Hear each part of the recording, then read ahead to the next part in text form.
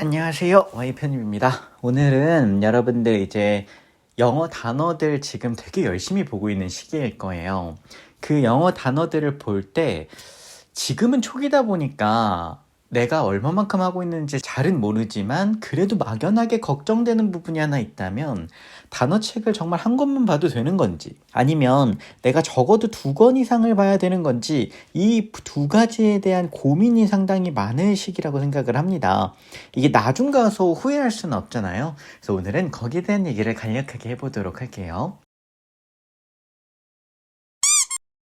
첫 번째로 단어책 있죠. 단어책은 무조건 2권 이상을 권장합니다. 이 2권 이상을 권장한다는 게 무슨 말이냐면요. 지금 보이는 것처럼 이제 무조건 2권 이상을 권장을 하는데 이 2권에 대한 기준이 있어요. 기준이라 그러면 일단 기초 어휘 한 권. 기초 어휘 한 권. 이 기초 어휘는 제가 이제 다른 영상에서도 말을 드렸지만 이 기초 어휘는 놓치면 나중에 이제 독해 가서 채우려고 하면 되게 막연해지고요. 너무 늦습니다.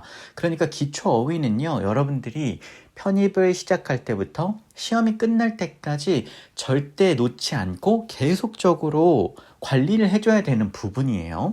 자, 그럼 이제 기초 어휘 말고 또 하나 이제 편입 어휘가 있겠죠. 편입 어휘 한 권.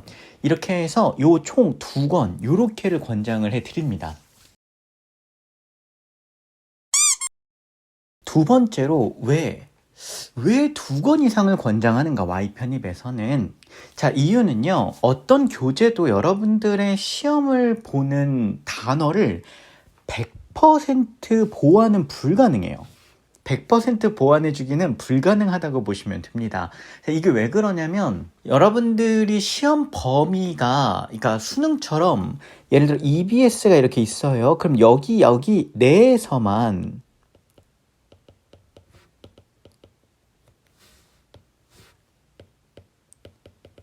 내에서만 출제를 하겠다 이런 약속이 없어요.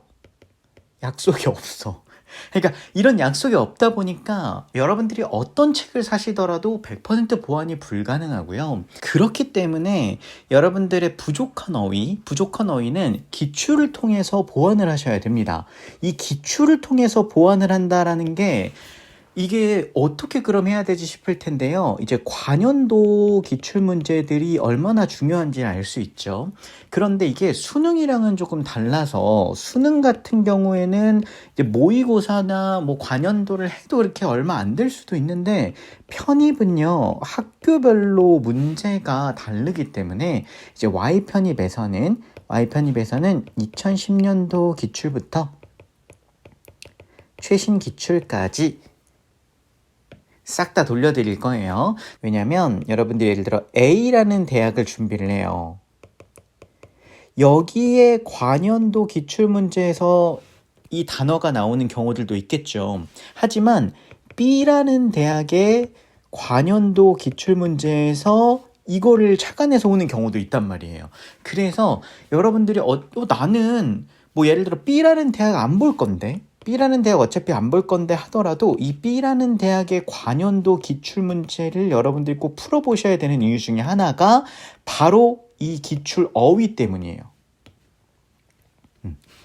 이 어휘 때문이야. 그렇기 때문에 여러분들이 볼 학교뿐만이 아니라 시험을 보지 않을 학교,